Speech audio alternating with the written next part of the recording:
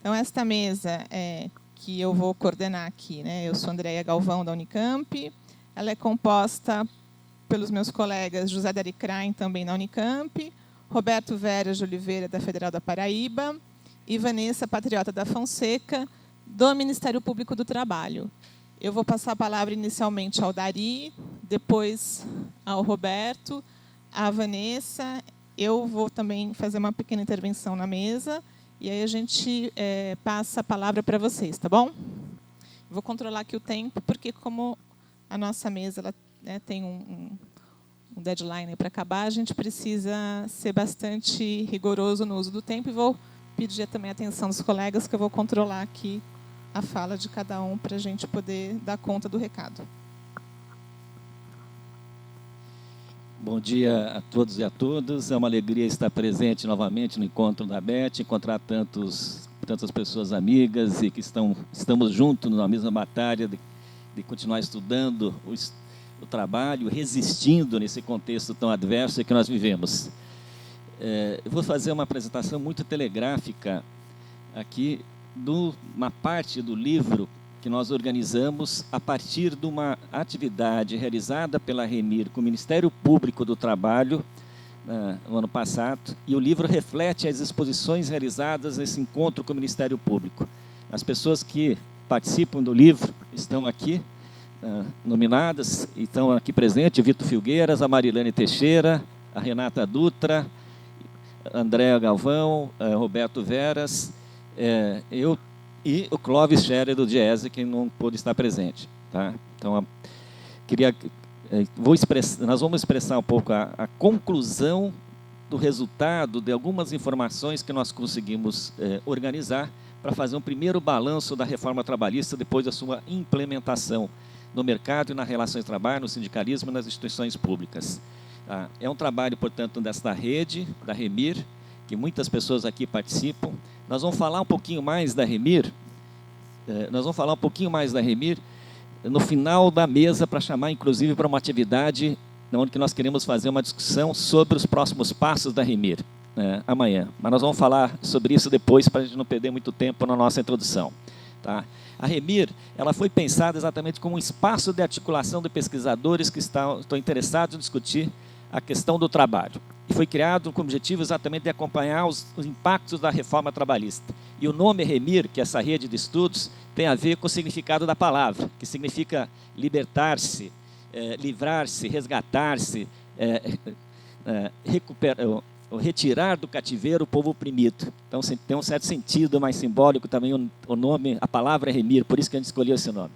Tá? Mas eu vou precisar ir para o conteúdo um pouco do livro e volto no final da mesa a falar da nossa sugestão de encaminhamento e de convidar todos e todas para participar de uma atividade coletiva de balanço e perspectivas do trabalho da Remir para amanhã.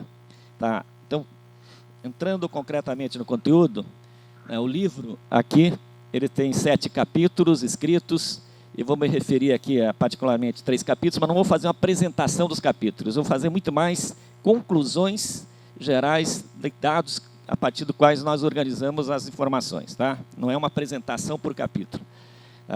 Nós vamos disponibilizar esse livro eletronicamente a partir de sexta-feira, e também vamos disponibilizar para quem quiser um exemplar físico. Tá?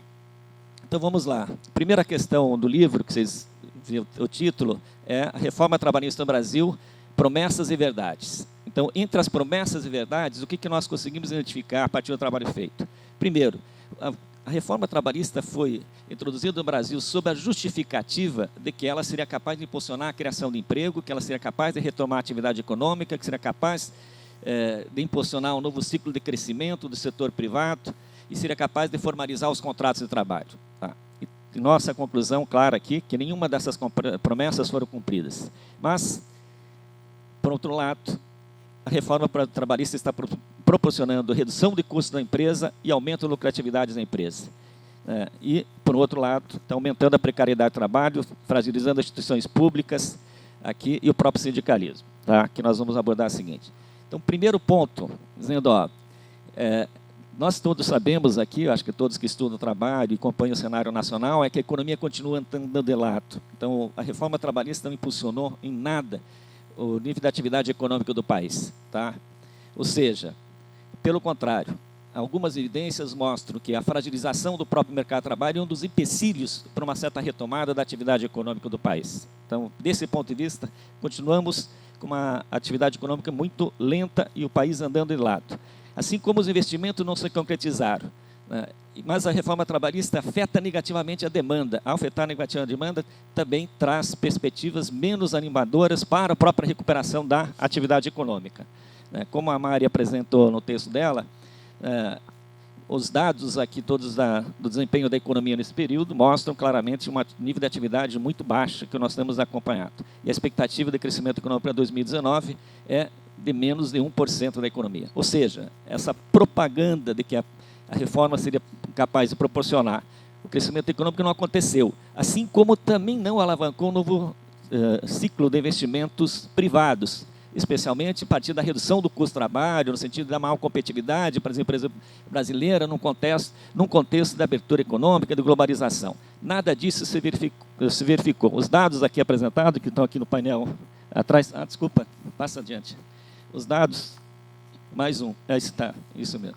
Os dados apresentados aqui no painel mostram exatamente uma queda da taxa de investimento do setor público e do setor privado, muito expressiva, e ela é resultado da crise econômica que começa em 2015, e essa queda, esse patamar extremamente baixo da taxa de investimento continua depois da reforma trabalhista. Tá? E nesse contexto, inclusive, porque você não tem só um problema de demanda do mercado de trabalho, muito pouco ativado, mas você tem uma série de outros problemas econômicos, como a retração do investimento público com a PEC do gasto. Por favor, seguinte. Então, se do ponto de vista econômico os resultados não forem esperados, do ponto de vista de emprego, também todos nós que acompanhamos aqui o cenário nacional sabemos qual é a taxa de desemprego, por isso não apresentamos nenhum gráfico aqui. Nós também sabemos que o desemprego continua extremamente elevado, pós-reforma trabalhista. A taxa de desemprego em outubro de 2017 era de 12,2%. Hoje está em 11,9%. A taxa de desemprego aberto. Tá? A taxa de desemprego aberto. Ou seja, continua relativamente estabilizado, uma taxa de desemprego extremamente elevada. Tá? E o que nós percebemos? É que o desemprego expresso na taxa de subutilização continua crescendo expressivamente, chegando quase a 28,5 milhões de pessoas recentemente.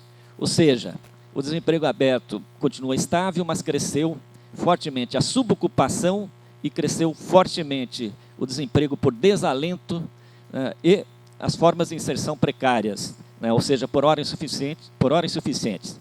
Então, nós temos aqui uma taxa de desemprego real que é extremamente elevada e que se expressa na taxa de subutilização, e Roberto vai apresentar melhor essa taxa de subutilização na sua fala, por isso eu vou ser muito rápido. Ou seja, do ponto de vista do emprego, não aconteceu nada daquilo que foi prometido pelo ministro Maílson da Nóbrega, de que, no dia da implementação da reforma trabalhista, de que a reforma seria capaz de impulsionar a geração de 6 milhões de pós-trabalho. Então, isso nada aconteceu. Tá? Algumas atividades novas que foram implementadas depois daquele período, tem a ver com a reforma? Algumas até têm, no sentido de gerar mais ocupações precárias. Tem a ver com a reforma. Outras não têm a ver. Se você pegar, por exemplo, do ponto de vista do emprego formal, as atividades que mais cresceram nesse período, segundo aqui na E95, são o transporte, armazenamento e comunicação. B, atividades imobiliárias, aluguéis e serviços prestados em empresas. E C, saúde e serviços sociais. Aqui teve um certo crescimento do emprego formal, a partir da CAGED. Mas se nós observarmos, nenhuma das três áreas que são responsáveis, em maio de 2009, por 96% do total de estoque de desempregos registrados pelo CAGED, 96% total dos estoques, nenhuma dessas três áreas tem relação com a reforma trabalhista. Pelo contrário, se nós pegarmos, por exemplo, um dos setores que individualmente mais cresceu o emprego formal foi de caminhoneiros, para pegar um exemplo. Caminhoneiros. E o caminhoneiros é exatamente a contraposição à reforma. Por que cresceu o emprego formal dos caminhoneiros? Por causa da greve dos caminhoneiros, por causa da tabela do preço do frete. Como a tabela elevou, e as empresas, ficou desestimulante as empresas subcontratar para outro a contratação do caminhoneiro e começaram a contratar caminhoneiro indiretamente. Tá? Ou seja, quando você tem regulação, você tem um efeito positivo na geração de empregos formais com carteiras. Tá? Então, nesse sentido, só para pegar esse exemplo, é um contra-exemplo, né, da greve, eleva o preço do frete, e isso induz as empresas a contratar mais diretamente salariado. Então, cresce o emprego formal e cai o autônomo por conta própria. Cai mais autônomo por conta própria, cai 50 mil nesse período pós-reforma, e o emprego formal cresce 40 mil. Tá? Outro exemplo sobre a terceirização. Aí sim, também é um segmento que cresce fortemente, mas o Roberto vai falar sobre isso, então não vou dar dados sobre a terceirização. E o terceiro, na saúde, que também cresce fortemente, só para ter ideia, o saldo é de 140 mil na área de saúde pós-reforma, mas só nas instituições federais de ensino pública, contratação direta ou via organizações sociais, dá 5 mil pessoas. Ou seja, tem muito mais a ver com uma certa política de estruturação do setor público do que efeitos da reforma. Tá? Então, ou seja, os setores que criam emprego formal não tem nada a ver com a reforma, pelo contrário. Se nós pegarmos, por outro lado, cresceu fortemente o trabalho sem carteira. E o crescimento do trabalho sem carteira, para nós, tem a ver com a reforma. Porque você fragilizou as instituições públicas de fiscalização do trabalho, estimula as empresas, nesse ambiente, dizendo que não vale direito nenhum, a contratar sem registro em carteira. Tá? Então, é uma expressão um pouco, vamos chamar, contrária daquilo que é esperado do ponto de vista da reforma. Por exemplo, aqui, os garçons. Os números sem carteira, os sem carteiras cresceu 52 mil depois da reforma, quando se esperava exatamente que a reforma foi feita para registrar por quatro intermitentes esse tipo de atividade. Tá? Assim como, por favor, troca. Assim como os autônomos. O que cresceu dos autônomos? Explodiu o número de motoristas particulares. Né? O que é? A uberização. Né? Explodiu o número de pessoas que vendem quentinha. Né? Explodiu o número de autônomos. Ou seja, são atividades de viração, vamos usar um termo aqui, atividades de viração, resultado do mercado de trabalho extremamente frágil que nós tivemos nesse período anterior e de um processo de desconstrução de direitos e de desconstrução das instituições públicas. Tá? Então, portanto, o que a gente tem mostrado é o seguinte: cai uma dinâmica muito fraca da ocupação de empregos formais e uma dinâmica de criação de empregos informais. A troca de formais por informais.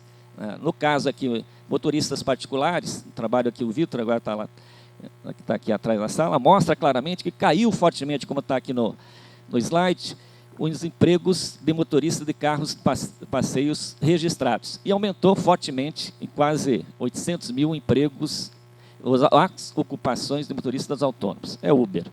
Aqui. Por favor, a outra. Então, ou seja, não tem resultados positivos do ponto de vista da economia, não tem resultado positivo do ponto de vista do emprego, não tem resultado positivo do ponto de vista da formalização. Pelo contrário, né? A reforma foi o caminho contrário. E o quarto aspecto desse ponto de vista é a efetividade também da reforma possibilitou, sim, uma certa redução de custos. No cálculo que tem no capítulo 1 do texto, mostra que só na tramitação dos processos que deixaram de ocorrer na Justiça do Trabalho, isso pode ter significado uma economia de R$2 milhões para as empresas sonegadoras de direitos trabalhistas. Tá? Então, ou seja, assim como os acordos mútuos que rebaixam direitos e fazem acordos não pagando todas as verbas rescisórias, pode ter significado uma economia de 291 milhões. Tá? Assim como se você contratasse o trabalhador normal e não intermitente, e como ele paga muito abaixo, o Roberto vai mostrar esses dados, você também tem aqui uma economia muito substantiva de custo. Ao mesmo tempo que você tem uma economia de custos, se nós olharmos aqui os dados, aqui você teve, e o Roberto vai destacar isso um pouco mais em função do tempo, uma redução dos custos salariais do rendimento pós-reforma. Como a gente vai falar, aqui vários dados indicam essa queda de rendimento, ela se acentua mais fortemente no período mais recente, agora principalmente depois de abril, maio de 2019, tá? Mas você já tem uma queda do crescimento da renda do trabalho já desde a reforma, aqui o Roberto vai falar um pouco mais sobre isso. Portanto, desse ponto de vista mais econômico, social, dos dados mais gerais, a reforma exatamente está entregando o contrário daquilo que ela prometeu nesse período anterior. Tá? Ao mesmo tempo, né, o dado aqui colocado, a partir daqui do valor econômico, mostra que o lucro das empresas continuou crescendo em 2018. Assim, tiveram lucro líquido, 234 empresas brasileiras de capital aberto, tiveram um crescimento de 41% de seus lucros líquidos, né, totalizando 79 bilhões. Ou seja, é claramente aqui uma transferência de renda do trabalho para o capital. E a reforma foi feita exatamente para liberalizar melhor, liberalizar as relações de trabalho na perspectiva de ampliar o poder da empresa, determinar as condições de uso e contratação da força de trabalho. Tá? Por último, só, muito rapidamente, a reforma, e a gente acha que, por exemplo, o crescimento da formalidade tem a ver também com a fragilização das instituições públicas, especialmente das instituições estatais, dos sistemas de fiscalização que foram fortemente atacados pelas reformas. Nesse sentido, o número de reclamações trabalhistas caiu significativamente, 43% no primeiro ano pós-implementação da reforma, e a queda desse número do processo trabalhista não é que melhoraram, vamos chamar, os indicadores de legalidade e respeito da legislação. Né? Outros estudos mostram já claramente que o índice de descumprimento das pessoas, das empresas que depositam o fundo de garantia é extremamente alto. O índice de descumprimento do registro de carteira é extremamente elevado. Ou seja, a ilegalidade continua muito presente no nosso mercado de trabalho, o nível de desrespeito continua crescendo, só que as reclamações caem fortemente, porque hoje o trabalhador pode, né, ser condenado a pagar os custos de todo o processo trabalhista pela reforma. Então, isso é um desestímulo à entrada. Os dados da Renata mostram que mesmo em 2019, aqui como gráfico, né, mesmo em 2019, continua ainda baixo o número de processos trabalhistas, apesar de ter aumentado um pouquinho em 2019, mas continua ainda muito baixo em relação ao período pré-reforma. Tá? Passa adiante, por favor. Então, passa adiante. Assim como, isso, está mostrando o gráfico da queda aqui, anterior. Isso, o gráfico está ali atrás exatamente mostrando isso. A queda no número de processos. As duas linhas de baixo é 2018 e a última linha incompleta amarela é 2019. Tá? Os dados aqui do número de processos trabalhistas. Aqui. O dado seguinte aqui mostra que houve uma queda também muito forte do número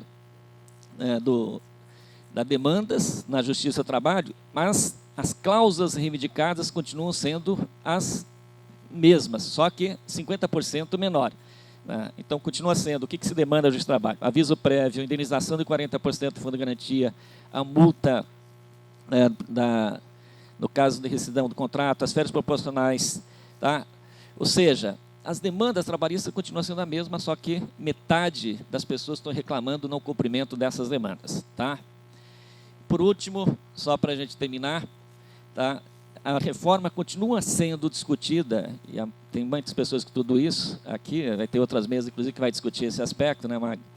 A reforma continua sendo discutida no âmbito do judiciário. No Supremo foram já acionadas, ou ajuizadas, 31 ações diretas de inconstitucionalidade. 3 teve julgamentos, uma, que era uma coisa mais absurda, acabou, vamos chamar, ser contrapondo a reforma, declarando inconstitucional o dispositivo que permitia que a mulher grávida e lactante trabalhasse em ambientes insalubres, que era a reforma. Só essa medida caiu. As outras julgadas até agora, elas são desfavoráveis aos trabalhadores, porque nós também temos um Supremo extremamente conservador.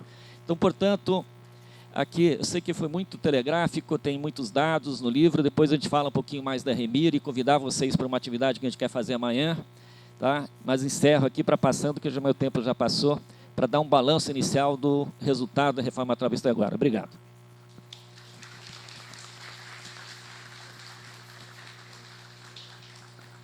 Então, obrigada, Dari. E passo a palavra ao Roberto. Bom dia para todas e todos. Acho que eu preciso colocar. É uma satisfação estar apresentando aqui, depois de quase 1 ano e meio, né, de trabalho aqui da REMI. Estamos apresentando aqui os primeiros resultados da pesquisa que vem sendo já, né, desenvolvida no sentido de acompanhar a implementação da reforma trabalhista, que é o propósito da REMI, né? Nasceu para isso e se propõe a acompanhar não só, digamos, o desempenho desta reforma, mas as medidas que já estão anunciadas e que vão continuar sendo implementadas no sentido de alterar o padrão de relações de trabalho no Brasil, né? Bom, Dari já deu um painel bastante amplo, né? Já tem uma ideia aqui bastante significativa disso. Nós vamos aqui apenas, digamos, pontuar algumas coisas, nos concentrando em 2 dimensões, no que se refere aos impactos da reforma trabalhista. As 2 estão relacionadas com a deterioração do trabalho. Uma se refere aos contratos e a outra se refere às condições de trabalho, né? Esses 2 temas, eles foram objetos de tratamento aqui pelo nosso livro, especialmente 2 capítulos, cada um, né, se reportando a um desses aspectos, que foram assinados por Dari e por mim. Primeiro, pode passar? O primeiro deles, portanto, indicadores de deterioração dos contratos de trabalho. São alguns. O capítulo e o livro está recheado de várias indicações. Antes, eu acho que é importante ressaltar algo que Dari já sinalizou, que é muito difícil, digamos, no que se refere a dimensões como essa da reforma, da avaliação do impacto da reforma, separar, distinguir aquilo que é causado pela crise, uma crise que já vinha, né, de 2 anos antes, portanto, já vinha, o processo de deterioração já vinha, né, já tinha se acelerado bastante, então, né, daquilo que se pode atribuir especificamente à reforma. É difícil fazer essa separação, mas é importante observar que, analisando-se os gráficos, pelo menos não houve uma melhora. E mais do que isso, houve piora em vários aspectos. Então, a reforma não cumpriu a sua promessa fundamental, que era gerar empregos, melhorar os indicadores e assim por diante, né? Então, é nesse sentido que a gente vai aqui chamar a atenção para alguns indicadores. No que se refere ao primeiro deles, primeiro tema, que é o das deterioração do contrato de trabalho, um primeiro aspecto que chama a atenção se refere à questão da terceirização. A terceirização, que é um tema que vem aí, né, já foi objeto de liberalização geral com aquela lei da terceirização e com a própria reforma que liberalizou o uso da terceirização para atividades, também para atividades fins, né, e ampliou bastante o seu leque de utilização pelos empregadores. Por outro lado, é muito difícil, né, ter indicadores precisos, mais, né, objetivos, sobre o processo da terceirização, né? Tem aqui especialistas no tema, né, que podem depois intervir e falar melhor sobre isso. Entretanto, digamos aqui, a partir inclusive da metodologia sugerida pelo nosso colega Vitor Filgueiras, nós estimamos aqui, né, um percentual, né, de 30%, que corrobora inclusive outros estudos, de 30% de contratações de novembro de 2017 a junho de 2019. Basicamente cruzando dados a CNAE com o CBO, ou seja, atividades com ocupações, aquelas que, de um lado, são mais propensas à terceirização, no caso das atividades, né, e do outro, no caso da CBO, também, que são mais específicas de terceirização, cruzando essas 2 informações, se chegou a essa estimativa de 30%, ou seja, mais ou menos 30% das contratações que aconteceram nesse período pós-reforma, elas são em atividades, né, tipicamente de terceirização. Entre elas, escriturários em geral, agentes, assistentes auxiliares, trabalhadores nos serviços de manutenção de edificações administrativas, vendedores e demonstradores em lojas ou mercados, porteiros, guardas e vigias, ajudantes de obras, etc., especialmente quando estão vinculados à CNAE, atividades imobiliárias, aluguéis e serviços prestados às empresas, que a CNAE de 95 tem essa especificação. No que se refere à informalidade, Dari também já comentou, esse quadro aqui mostra, né, a primeira coluna, como evoluiu de 2012 a 2019, né, as contratações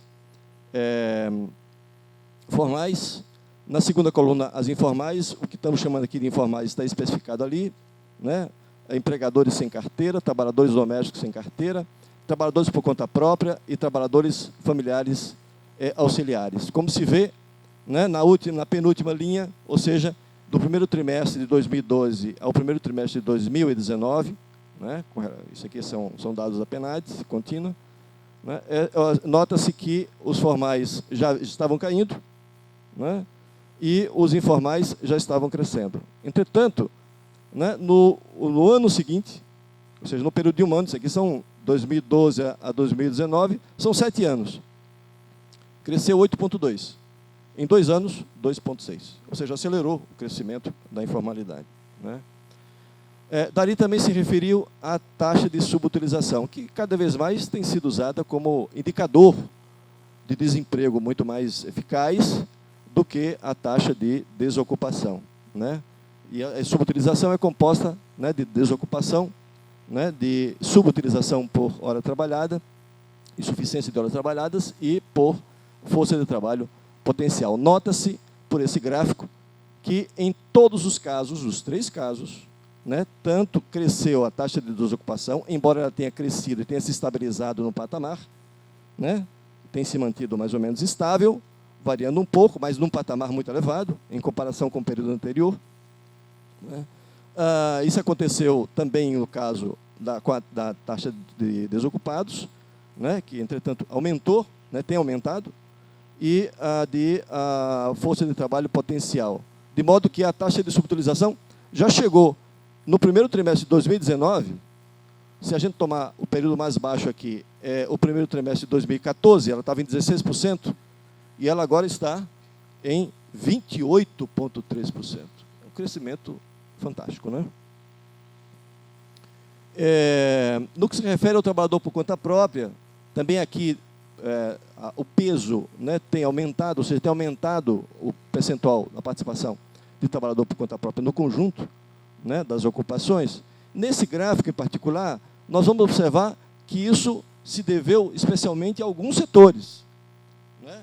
Estão ali, por exemplo, um destaque: condutores de automóveis, táxi e caminhonetes. Do que se trata? Talvez, fundamentalmente, de Uber, né? Então, olha só o crescimento, né, que está representado aí em um ano, né, 24%. Né? O caso dos trabalhadores alimentares da construção e de edifícios, 11%. O de vendedores de quiosques e postos de mercados, 34%. Um outro destaque ainda: padeiros, confeiteiros e afins, 20%. E vendedores não classificados anteriormente, 26% quase. Portanto, alguns segmentos, né, que são muito precarizados, crescem, né, significativamente.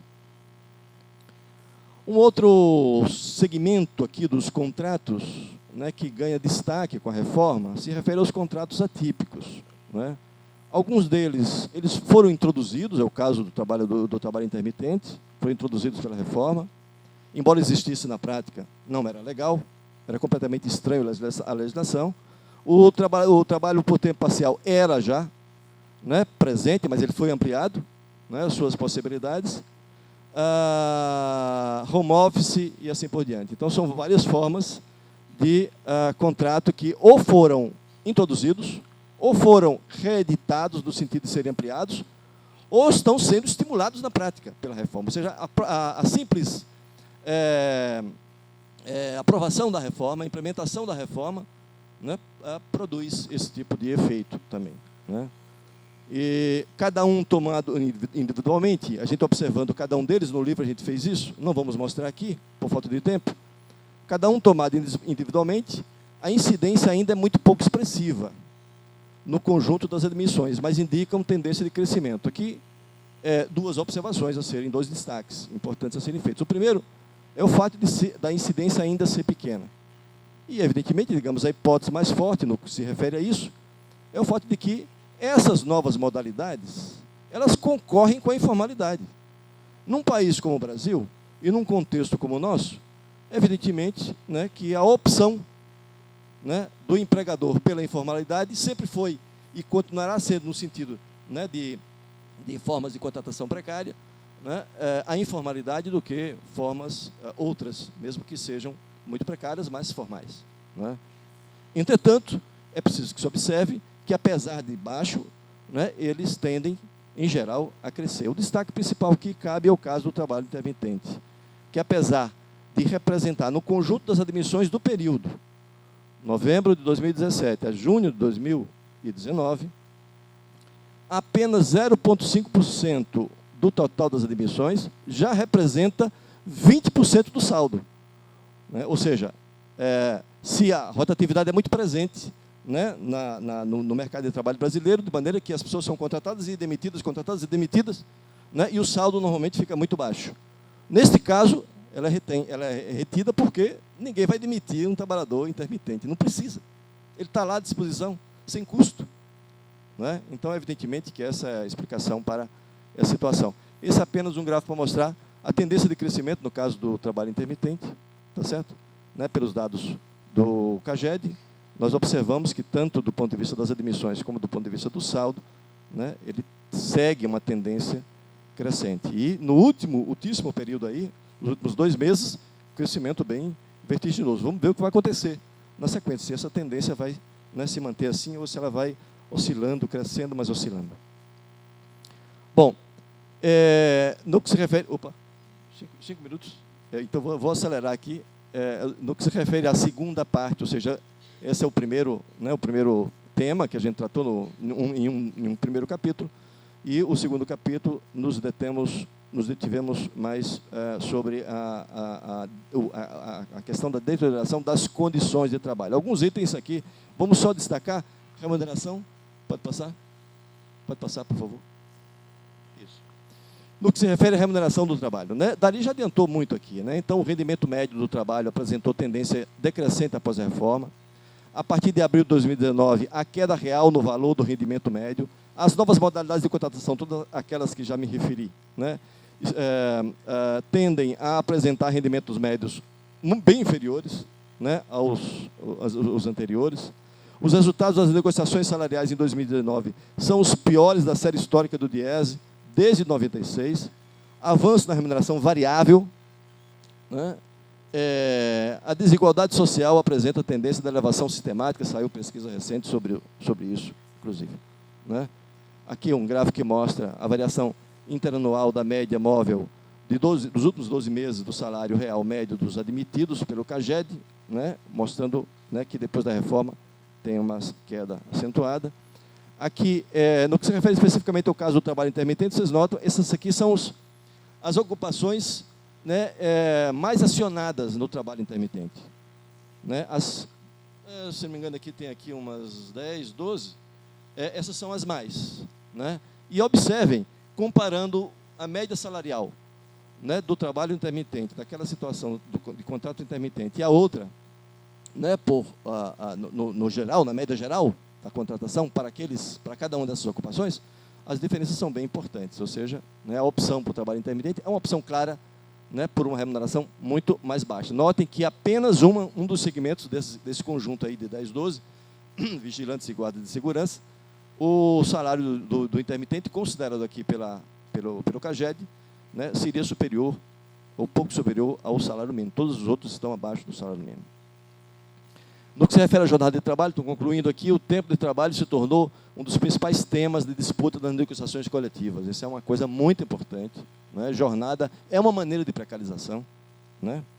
É a despadronização da jornada de trabalho, a interrupção da tendência que vinha desde o começo dos anos 2000, de redução progressiva da jornada média, né? Foi interrompida, portanto, essa tendência, né, com a volta do crescimento da faixa com mais de 49 horas. Por outro lado, cresceu a polarização da jornada de trabalho, com o crescimento das pessoas que trabalham até 14 horas e os que trabalham mais de 49 horas. Portanto, é o que a gente está chamando de despadronização da jornada. O não pagamento da jornada in itinere, que é muito importante, sobretudo nas áreas rurais, né? Isso tem acontecido com muita frequência já no Brasil inteiro.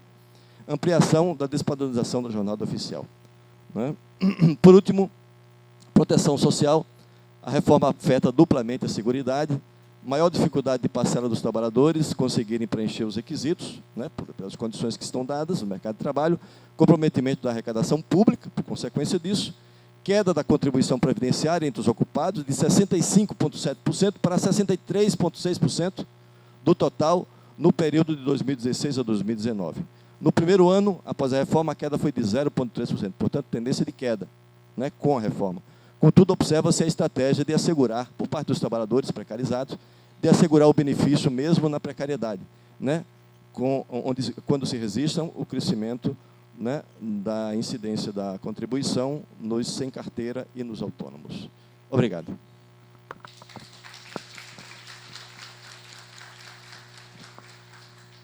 Obrigada, Roberto. Passo a palavra, então, agora à Vanessa. Bom dia a todas e a todos. Queria, de início, parabenizar a organização do evento e agradecer pelo convite. Considerando que os colegas que me antecederam já apresentaram dados importantes e muitos dados acerca dos efeitos da reforma trabalhista, e um deles foi de que houve aumento nas formas precárias de contratação, aumento da informalidade, aumento de fraudes trabalhistas, eu vou partir de uma leitura no sentido de que um dos objetivos do legislador foi, por meio da reforma, legitimar essas fraudes trabalhistas. Não foi simplesmente de trazer novas modalidades de contratação, autônomo exclusivo, terceirização de atividade, enfim, mas foi de legitimar a própria fraude. Então, eu focarei minha fala na questão da flexibilização externa de entrada e de saída para mostrar como essas fraudes estão sendo estimuladas. Tá?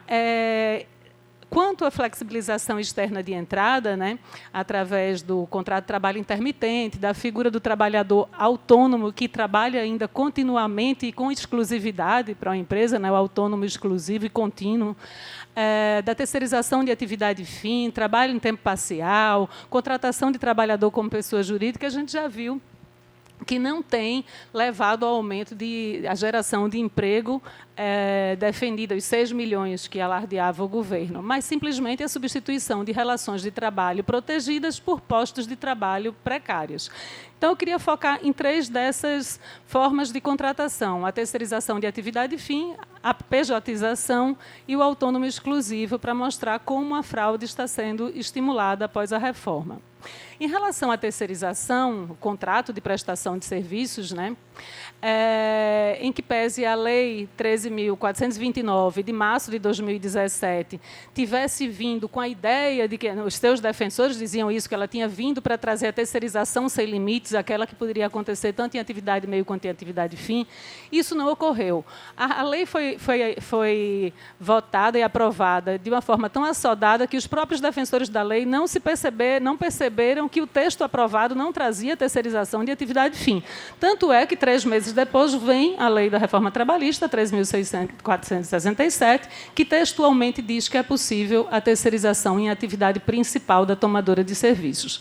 Só que essa lei ela trouxe 3 requisitos de validade dessa terceirização.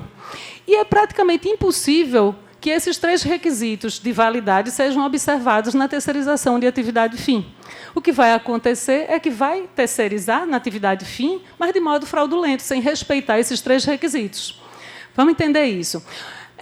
Foi inserido, por meio da reforma, o artigo 4º na Lei 6.019, e ele diz o seguinte: considera-se prestação de serviços a terceiros a transferência feita pela contratante da execução de quaisquer de suas atividades, inclusive sua atividade principal. Então, o primeiro requisito é a transferência da execução da atividade. Senão, não é considerado contrato de prestação de serviços. A empresa, a pessoa jurídica de direito privado, prestadora de serviços que possua capacidade econômica compatível com a execução. Portanto, segundo o requisito, a empresa contratada tem que ter capacidade econômica compatível com a execução do contrato. Do contrário, não existe contrato, não se considera contrato de prestação de serviços.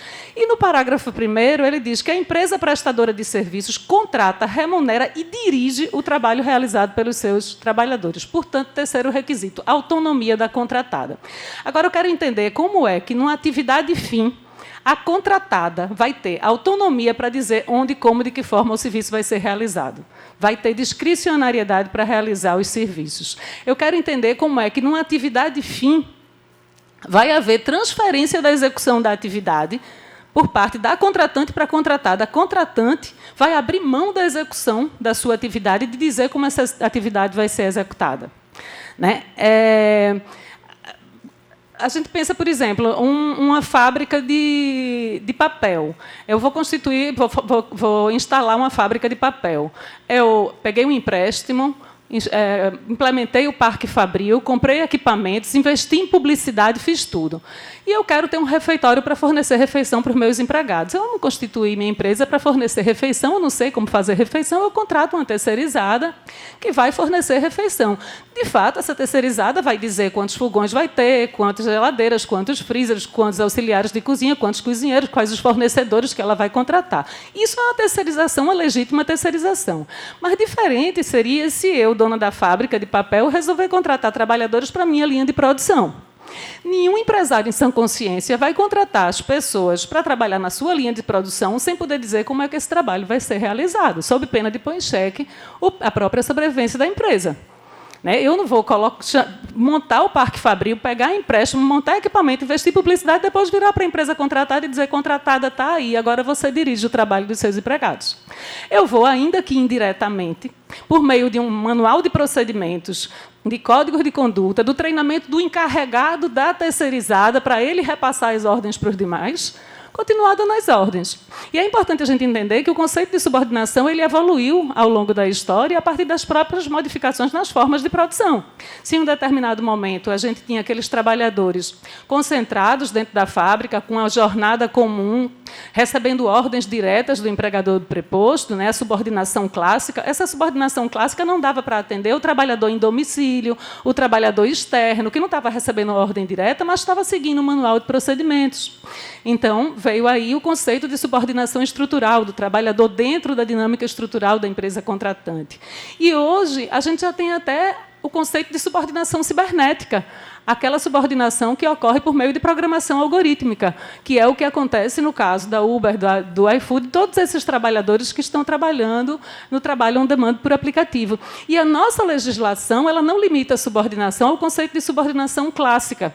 Tanto é que os artigos 2º e 3º da CLT não falam em subordinação, falam em dependência e em estar sob ordens.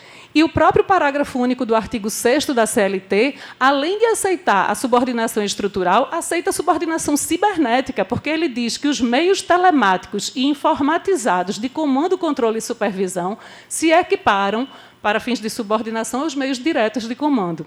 Portanto, o que a gente vai ver na prestação de serviços em atividade fim não é uma real prestação de serviços, porque vai ser muito difícil a gente perceber a ausência de subordinação no sentido de subordinação estrutural à contratante e presença de transferência de atividade e autonomia da contratada.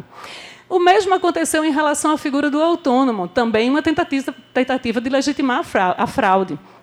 Foi inserido o artigo 442B na CLT, segundo o qual a contratação de autônomos, cumpridas por estes todas as formalidades legais, com ou sem exclusividade, de forma contínua ou não, afasta a relação de emprego.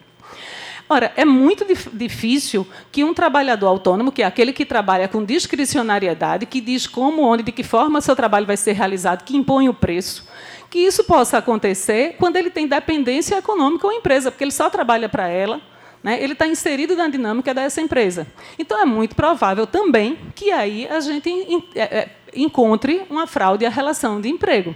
Eu acho que, em tempos de pós-verdade, incutiu-se no imaginário coletivo a beleza de ser um empreendedor, onde os riscos ficam no plano individual. Com isso, você estimula a competitividade, estimula o individualismo, estimula o isolamento e dá origem às patologias sociais que a gente tem visto, como depressão e outras formas de sofrimento no trabalho. E isso é, inclusive, uma ameaça subliminar à própria autonomia do direito do trabalho por meio da substituição do princípio da desigualdade das partes pelo princípio da liberdade e da igualdade entre elas, que não existe. Ainda também, na tentativa de legitimar a fraude, vem a pejotização. O próprio conceito de pejotização já é um conceito que parte da fraude. É a contratação de um empregado como pessoa jurídica, com o intuito de reduzir a carga tributária e diminuir, subtrair direitos trabalhistas e previdenciários. E, como toda fraude, ela é estrutural. Ela começa em um determinado setor, começou nos grandes salários da Rede Globo e outras empresas jornalísticas e foi se alastrando por todos os setores. Então, o que é que a reforma fez? O legislador reformador inseriu o parágrafo 2º no artigo 4º da Lei 6.019, dizendo que não se configura vínculo empregatício entre os sócios das empresas prestadoras de serviços e a contratante. Ou seja, queria dizer, eu contrato uma microempresa, uma empresa individual, uma empresa de pequeno porte, mas não tem vínculo entre o sócio dela e a minha empresa. Queria legitimar a pejotização. De fato, não vai ter vínculo, desde que seja realmente um trabalhador autônomo, desde que tenha havido transferência da execução da atividade, desde que exista autonomia e capacidade econômica. Do contrário, o que prevalece no direito do trabalho é o princípio da primazia da realidade. Mas o legislador aí teve a intenção de legitimar uma fraude. Agora, do ponto de vista da flexibilização externa de saída, a intenção é diminuir as verbas rescisórias, facilitar a dispensa, o que gera, inclusive, insegurança, instabilidade. Aí retirou-se a obrigatoriedade de homologação do contrato de trabalho, já fragilizando a situação dos trabalhadores que não sabem exatamente o que vão receber. Mas eu queria chamar a atenção para a figura do acordo extrajudicial. Foi criada essa possibilidade de homologação de acordo extrajudicial. Firma-se um acordo extrajudicial e leva para a homologação do juiz, que vai proferir a sentença homologando aquele acordo. O que é que tem acontecido daí? Primeiro, uma instabilidade jurídica enorme. Nós fizemos uma pesquisa no Ministério Público do Trabalho, em diversos tribunais, primeira região, segunda, terceira, quinta, em vários tribunais. As decisões quanto à homologação ou não são as mais diversas diante de uma mesma situação. Por exemplo, o artigo que disciplinou a homologação de acordo extrajudicial, ele diz que não afasta, que a existência do acordo não afasta a obrigatoriedade de cumprimento do prazo de pagamento das verbas rescisórias, que está lá no artigo 477. Portanto, as verbas rescisórias continuam tendo que ser pagas naquele prazo. Então, conclui-se que não se pode utilizar de um acordo extrajudicial para pagamento só de verba rescisória.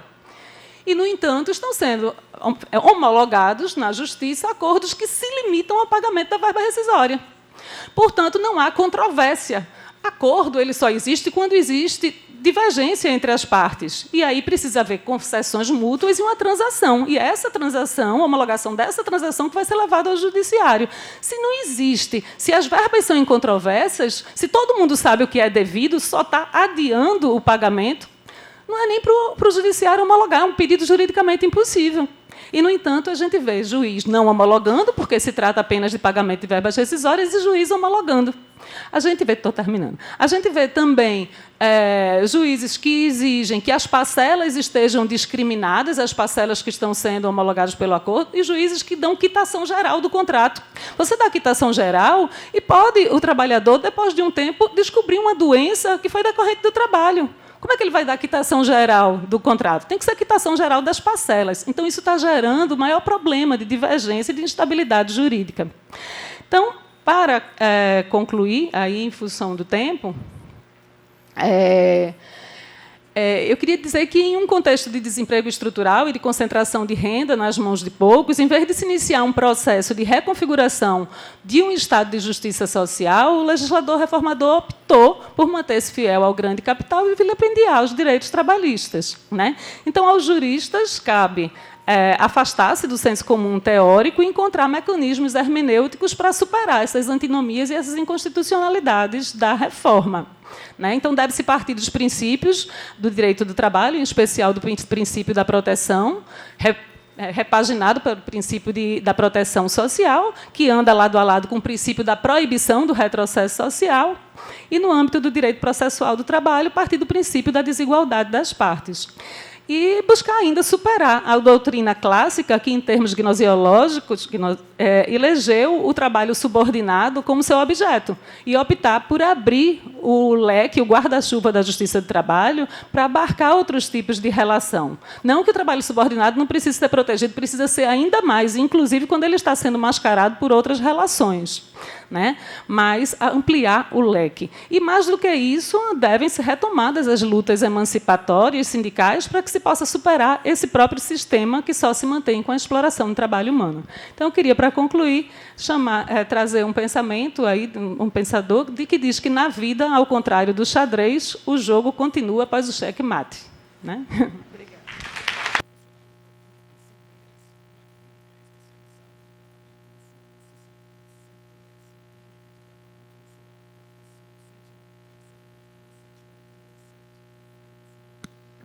Obrigada, Vanessa.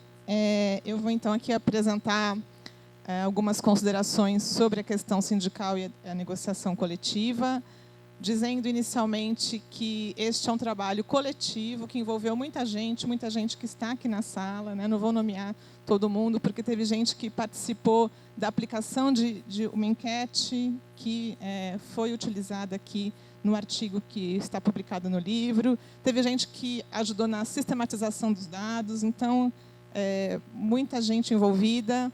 Tá? Eu vou apresentar aqui algumas considerações de 2 capítulos do livro. O capítulo que trata da organização sindical, que foi o capítulo que eu redigi, mas esclareço novamente, né, que é uma pesquisa que envolveu muito mais gente, e um capítulo que trata da negociação coletiva, que foi elaborado pelo Clovis Schroeder, do GESE. Tá?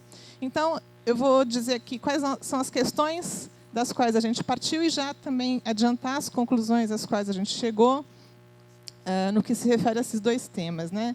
Em relação ao sindicato, a nossa preocupação era saber qual era o impacto da reforma sobre os sindicatos e de que maneira os sindicatos estavam reagindo para enfrentar a reforma. Né? E as nossas conclusões, elas apontam para uma tendência de fragilização dos sindicatos e também, no que se refere às estratégias, que os sindicatos eles procuraram enfrentar a questão, sobretudo do ponto de vista das perdas financeiras, através de uma campanha de sindicalização, em alguns casos, mas também buscando introduzir novos mecanismos de financiamento diante do fato de que a contribuição sindical se tornou facultativa. Né? E cobrança de serviços também aparece, eu vou mostrar um pouquinho isso. No que se refere à negociação, é bom lembrar que um dos argumentos também justificados, né, utilizados para justificar a reforma, era que ela facilitaria ou ela estimularia a negociação coletiva. E o que a gente vê é que as condições para a negociação se tornaram mais difíceis. Né?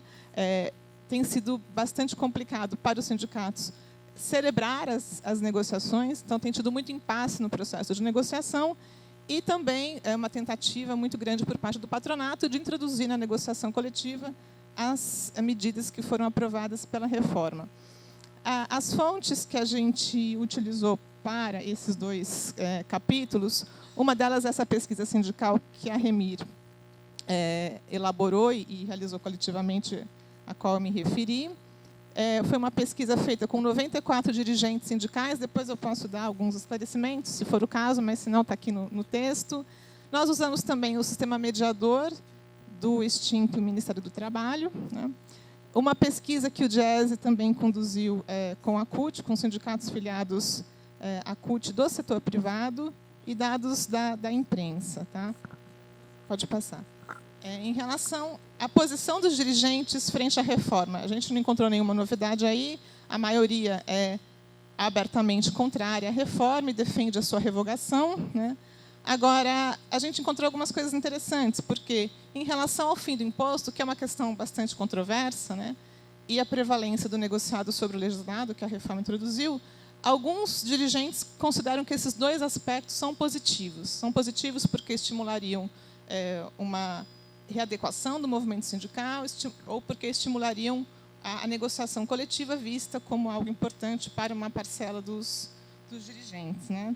Em relação à forma de enfrentar a reforma, a gente também percebeu que ela foi muito mais no plano da informação do que no plano de uma estratégia de resistência, né, via mobilização, via paralisações, né, porque e também em dois tempos diferentes, né, em relação ao período pré-reforma, teve muita informação, teve muita discussão com a base.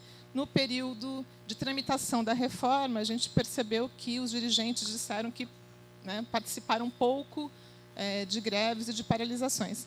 E, quando perguntado sobre o porquê que a reforma, apesar de ter acontecido resistência, né, mesmo que aqueles sindicatos que a gente entrevistou não tenham participado dessas iniciativas, mas que as centrais sindicais organizaram greves, organizaram manifestações contra a reforma, por que a reforma passou, né? Apesar de tudo isso, a maior parte entende que a dificuldade de ordem política, né, e a dificuldade de ordem política dizem respeito tanto à política no plano mais macro, né, pensando a questão nacional, o impeachment, o governo Temer, quanto questões internas, de política interna dos sindicatos, dificuldades dos próprios sindicatos que se somam a dificuldades organizativas.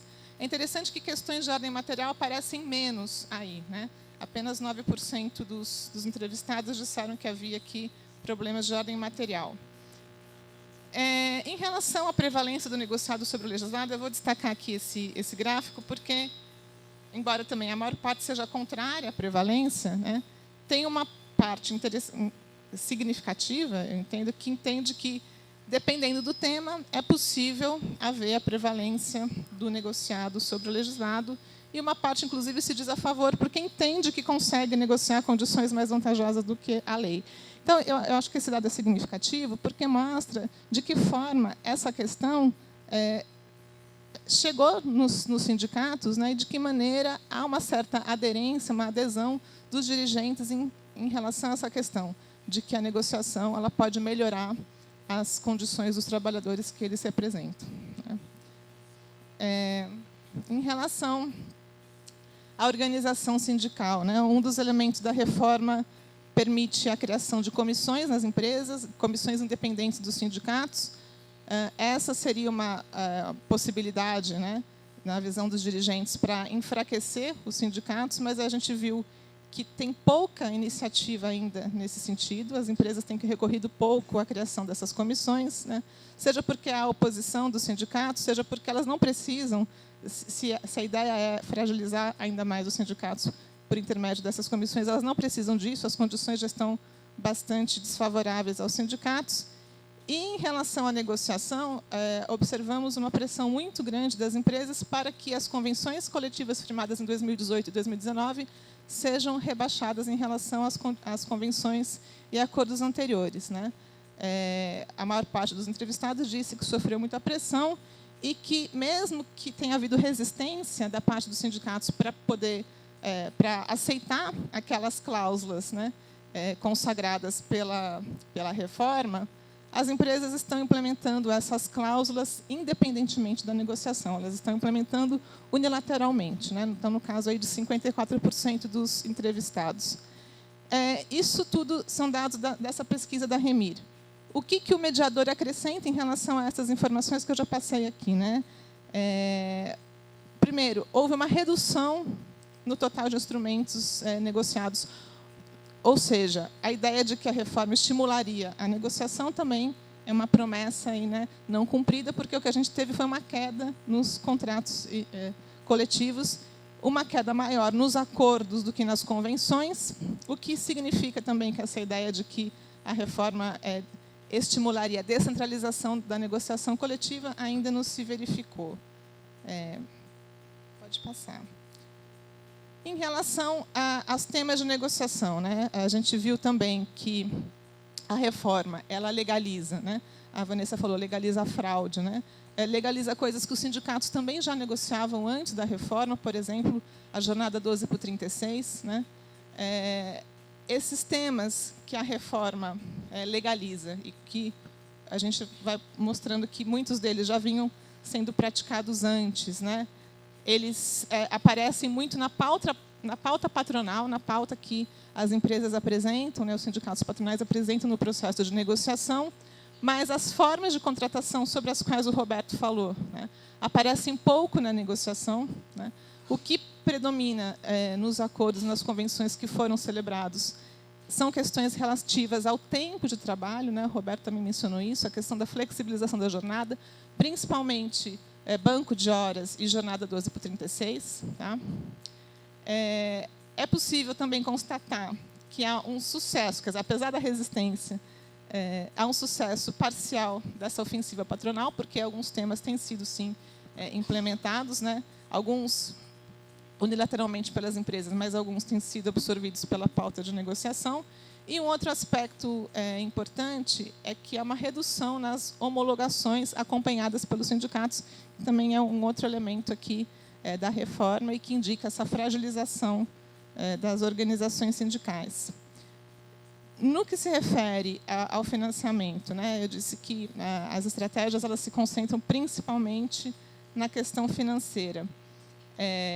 É possível observar uma redução do peso do imposto sindical. Os dados indicam uma queda de 90% da participação do imposto sindical, né, nas finanças dos sindicatos, nas finanças das centrais sindicais. E há uma tendência de substituição do imposto pela mensalidade. Isso significa que os sindicatos se tornariam mais dependentes dos seus associados, daí a necessidade também de aumentar o número de associados, e da taxa negocial. Só que a taxa negocial, o governo Bolsonaro ele elaborou essa medida provisória que visava restringir a aplicação de qualquer forma de contribuição aos associados, inclusive a taxa negocial, quando acordada e definida em assembleia, né? Então, essa medida ela buscou inviabilizar a forma pela qual os sindicatos tinham encontrado para realizar essa compensação financeira, quer dizer, para poder se defender dessa perda de arrecadação decorrente do caráter facultativo do imposto, né? Então, essa estratégia de, via taxa negocial, suprir essa receita, ela foi inviabilizada pela medida provisória, mas a medida provisória também caiu, né? Então, tem uma questão judicial importante aqui para ser discutida. Em relação à adequação financeira, outras estratégias que os sindicatos adotaram. Uma delas foi a restauração dos serviços, né? Então, tem muita demissão de funcionário, tem redução de patrimônio, tem fechamento de subsedes, né? Os sindicatos eles relatam iniciativas aí bastante variadas, mas, por outro lado, algumas iniciativas que mostram uma outra perspectiva que se abre, né, através do compartilhamento de estruturas, como advogados, consultorias, né, várias formas de assessoria jurídica e também serviços médicos, e fusão de entidades. Aparecem algumas notícias, né, que indicam a possibilidade de um processo de fusão e não um processo de fragmentação, porque a gente considera que o sindicalismo brasileiro ele é bastante fragmentado, como vocês sabem. Em relação a alguns dados aqui, só para mostrar a questão das finanças, né? Essa tabela ela foi elaborada a partir do salariômetro, que é um material produzido pela FIP, da USP, e é elaborado a partir de dados do mediador. Então, a gente observa aqui o percentual dessas contribuições nos instrumentos normativos, nos acordos e convenções coletivas, em 2017 e 2018. Então, a gente observa o aumento da taxa negocial, né? O aumento da contribuição associativa. Então, todos eles aqui vão aumentando. O imposto sindical é interessante, né? Ele cai, porque, enfim, ele se torna facultativo, mas muitos acordos e convenções colocam, né, entre as suas cláusulas a cobrança, porque aprovam em assembleia. Então, e é isso também, a medida provisória ela acabou procurando inviabilizar, dizendo que o acordo não pode se dar por assembleia, tem que se dar individualmente pelo trabalhador, né? A concordância em pagar o imposto. A cobrança por serviços é algo que aumenta,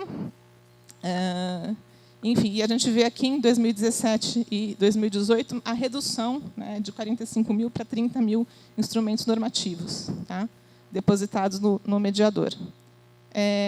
Um outro dado, também só para ilustrar um pouquinho o que eu estou falando aqui, essa é uma resposta da pesquisa sindical. Quais são as iniciativas que os sindicatos utilizaram para compensar essa perda de arrecadação? A gente vê a campanha de sindicalização como algo importante, mas com essa justificativa, né? A questão é sindicalizar para poder cobrar a mensalidade, que seria uma necessidade decorrente da situação financeira. E eu vou terminar minha fala por aqui, para a gente poder abrir um pouquinho para a discussão, fazendo duas considerações e colocando uma questão para o debate, né? Bom, os sindicatos, eles reiteradamente falam que a reforma trabalhista ela tem, além de, né, precarizar ainda mais as condições de trabalho, o objetivo de acabar com os sindicatos, né? Então, as condições, de fato, elas estão mais adversas, os sindicatos eles sofrem pressão patronal, sofrem, né, ameaças periódicas por parte do governo que visa aumentar as formas de precarização, retomar, quer dizer, expandir a reforma trabalhista com carteira verde e amarela, né, com outros mecanismos que vão prejudicar ainda mais as condições de trabalho. Os sindicatos, com essas formas de contratação precária, têm dificuldade grande de organizar trabalhadores, né, informais, trabalhadores que têm diferentes tipos de contrato. Então, a situação, de fato, é uma situação delicada, né? Mas as estratégias que eles têm procurado encontrar mostram possibilidades de reorganização. Acho que é interessante destacar isso. A fusão, né, essas estratégias compartilhadas mostram que os sindicatos precisam enfrentar uma questão que é a questão da estrutura sindical brasileira. Agora, essa é uma questão muito controversa para os sindicatos e o próprio governo tem anunciado que vai enfrentar essa questão, colocando em discussão o fim da unicidade. Então, acho que a questão para a gente discutir é o que significa o fim da unicidade nesse contexto, né? É o enfraquecimento, como os sindicatos têm muitas vezes dito, né? Ou é uma possibilidade de organizar os desorganizados, que é aquilo que a nossa estrutura sindical não permite, na medida em que ela cria categorias diferentes, né?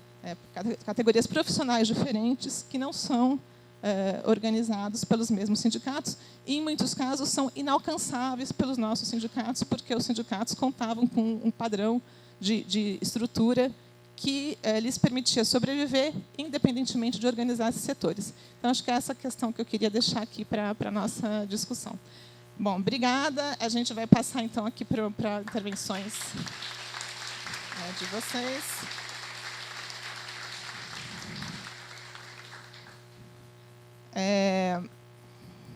Ninguém controla meu tempo, eu falei 1 minuto a mais.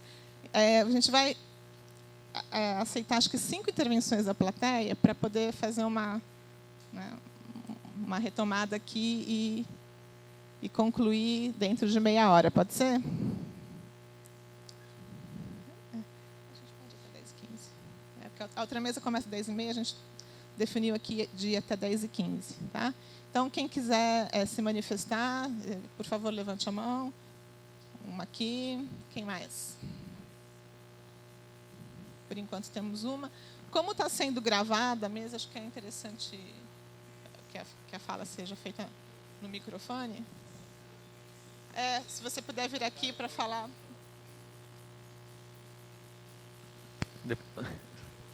Nós vamos fazer... Tem uma reclamação.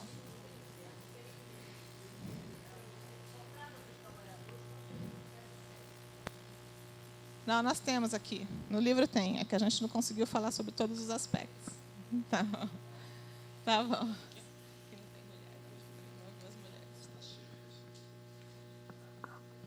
Quem mais? Se você puder vir aqui.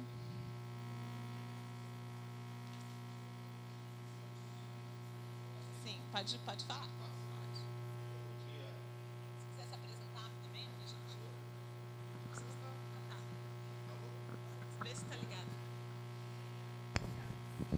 Alô? Bom dia a todos e a todas. Meu nome é Luiz Antônio, eu sou setor de telecomunicações. Eu queria, assim, rapidamente falar algumas questões. Primeiro, sobre as estatísticas que foram colocadas aqui, da nova modalidade de emprego que está acontecendo. Recentemente, nós tivemos uma reunião do segmento de serviços na área de telecomunicações e informática, tem uma semana, 2 semanas, na Malásia, e o tema principal foi exatamente esse. Então, uma professora de Hong Kong, ela também fez uma palestra falando um pouco de estatística, só para que a gente tenha uma ideia. 90%, segundo o estudo dela, de empregos gerados novos nos Estados Unidos já são nessa base, ou terceirizado, ou por conta própria, ou por tempo parcial. Mais de 3 milhões de trabalhadores no Reino Unido também nessa modalidade.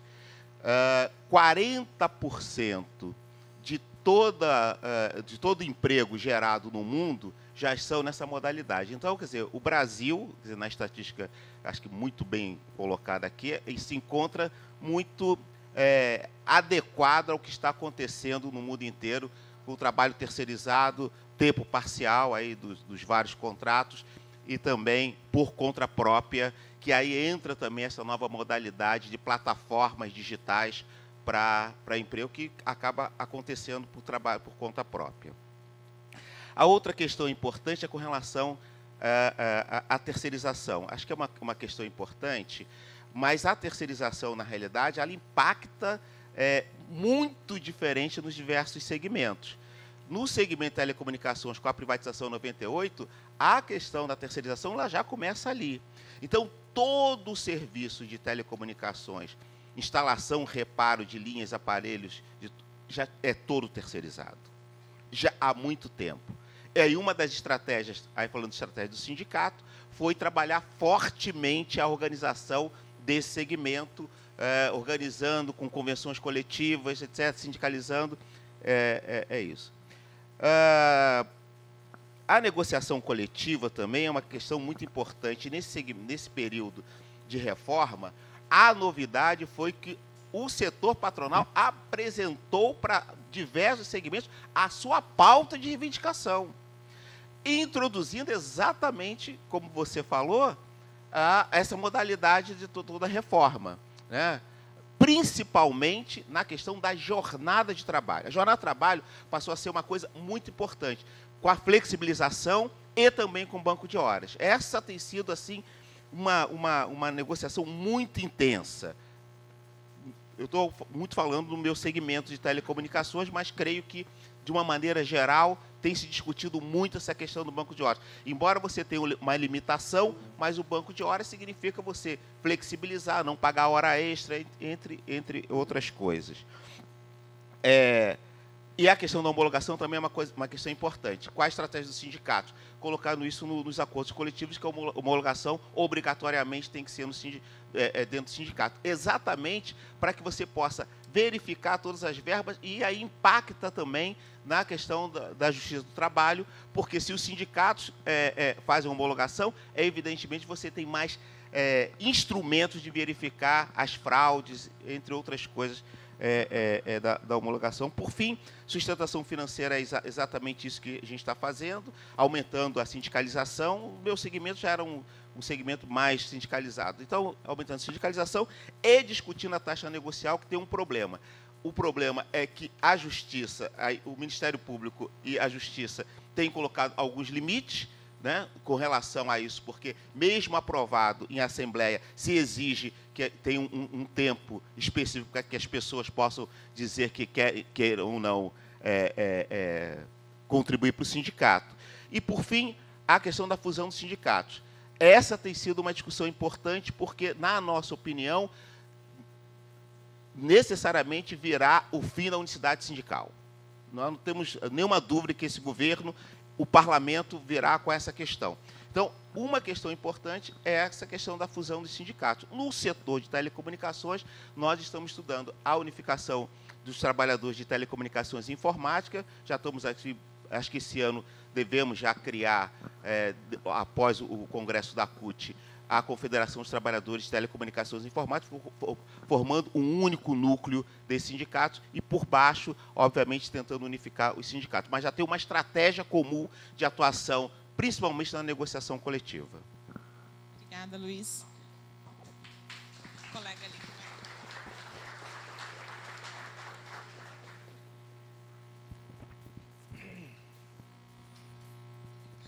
Bom, trabalho com a formação sindical já faz uns 31 anos. Eu tenho algumas questões diante daquilo que eu primeiro me parece uma solução apressada, recorrendo sempre à questão da estrutura sindical, com todas as implicações para a dificuldade de mobilizar os trabalhadores. Não nego. Acho que você precisa ligar o microfone.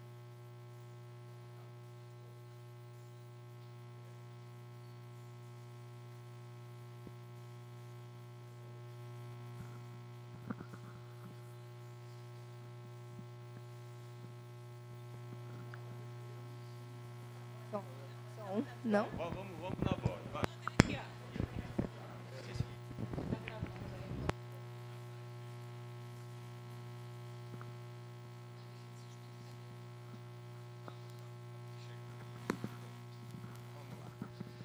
Bom, a minha preocupação não é só em relação à estrutura sindical. Sabemos que ela é um empecilho à organização dos trabalhadores já faz muito tempo. Mas também não podemos esquecer que as grandes lutas que aconteceram nesse país frequentemente foram organizadas dentro da própria estrutura sindical e o efetivo de tradição de luta foi desmontado violentamente com grandes demissões por justa causa a partir de 85, 86. Então, quando você perde toda uma tradição de luta, reconstruí-la em condições de alta rotatividade se torna algo praticamente impossível, né? Então, cuidado. Em relação, de novo, à estrutura sindical, a experiência da Itália mostra que há grandes limites. Okay? Não se pode explicar tudo por esse caminho. Se pode explicar por que os trabalhadores não reagem apesar das pressões. Na Itália, nós temos 1/3 da economia que está na informalidade. Entre o trabalho migrante, escondido, aquilo que em Itália se chama de trabalho negro, no sentido de que ele não aparece, não é computado, mas existe, né? Em relação à mobilidade do capital, que produz uma chantagem violenta em relação ao próprio movimento operário, e, obviamente, também em relação àquela que é a política que os partidos comunistas da Itália, em sua evolução, trouxeram na relação com o empresariado. Então, acredito que, se queremos buscar uma resposta, de alguma forma precisamos equacionar 4 elementos, né? Qual tem sido esse movimento do capital e qual a chantagem que ele tem produzido. Mas também temos que verificar qual é a trajetória dos trabalhadores, em termos de compreensão do trabalho, em termos de reação. Atenção, nas grandes empresas eu vejo uma parceria muito grande entre o próprio trabalhador, que chega aos níveis de uma servidão ativa, né? Então, existem mecanismos que nós precisamos desvendar para poder intervir e bloqueá-los. É claro que temos problemas com o movimento sindical, isso não é nenhuma novidade. Então, qual é a trajetória que nos trouxe até aqui? Mas também qual é a trajetória de um Estado que tende a ser um agente legalizador da precarização? Isso é importante, porque ele deixa de ter, digamos, um papel de proteção, né? Nós vivemos isso nos sindicatos com uma forte diminuição dos fiscais do trabalho, tá? Praticamente uma ausência. Se você precisasse fazer qualquer fiscalização, isso seria praticamente inviável, né? Mas, por outro lado, também não tivemos nenhuma reação do movimento sindical solicitando esse tipo de intervenção, ou fortalecendo alguma política que chegasse a uma denúncia ou uma ação com os desempregados, por exemplo, que fosse de algum cunho mais forte. Agora, em termos daquele que é o nosso movimento sindical, a impressão que temos é que ele representa legalmente menos da metade da população em idade de trabalho. Então, não estamos mais falando com quem representa a maioria da classe, e sim a minoria. Então, a ideia é justamente essa. Que outros elementos impedem, então, que esses trabalhadores possam reagir? Apelar para o medo do desemprego me parece apenas, é verdade, ninguém nega esse aspecto, mas apenas uma parte do problema.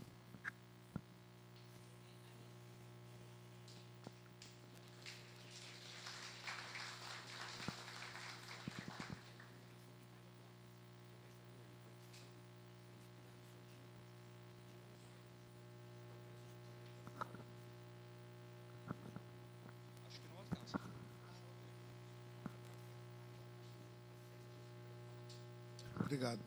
Bom dia. Agradecer à mesa, parabenizar a Remir por esse trabalho de pesquisa e análise que estão fazendo, né? Muito desnecessário dizer que isso adquiriu uma importância transcendental na conjuntura atual. Eu queria fazer um comentário sobre a relação do sindicalismo com a reforma trabalhista. Eu apreciei os dados levantados pela Andréia, que inclusive mostram dificuldades para reagir à reforma referentes aos próprios sentimentos, atitudes da base sindical, mas eu queria destacar um elemento que talvez não seja considerado, que não é considerado na sua devida dimensão, que é a estrutura sindical. Evidentemente, o colega que me antecedeu chamou atenção para isso, a estrutura sindical não é um elemento único.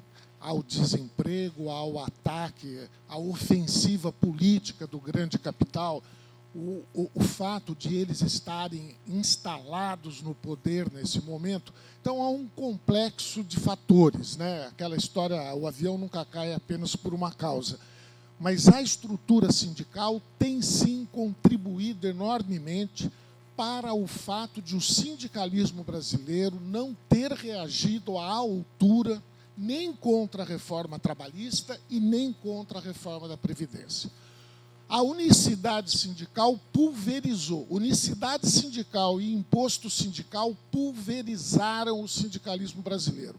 Criaram uma verdadeira indústria de abertura de sindicatos. O Brasil é campeão em número de sindicatos no mundo. Temem muito o sindicato por empresa e se esquecem que estão abrindo sindicatos de carimbo a rodo no Brasil. Porque é fácil, devido à unicidade, devido ao imposto. Então, a minha intervenção é uma intervenção analítica, mas política também, é de externar aqui uma expectativa que o movimento sindical não trave, está travando, mas abandone essa posição de travar uma batalha de retaguarda em defesa do imposto sindical e agora em defesa da unicidade. A unicidade não une, ela pulveriza, não é? E nós estamos vendo que a reação das telecomunicações do Rio de Janeiro diante da possibilidade do fim da unicidade foi unificar. É isso que acontece no mundo todo.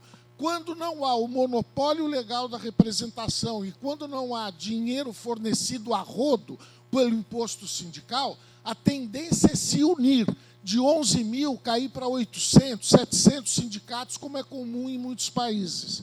Então, repito, é uma intervenção analítica, mas também política, porque o sindicalismo brasileiro precisa ver que a liberdade e a autonomia sindical garantida na Convenção 87 da OIT é um instrumento muito importante para o movimento sindical.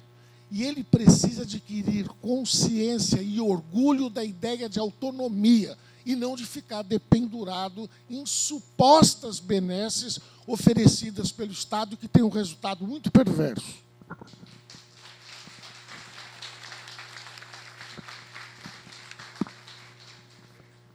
A gente tem aqui o Trindade, a nossa última intervenção. Mais uma.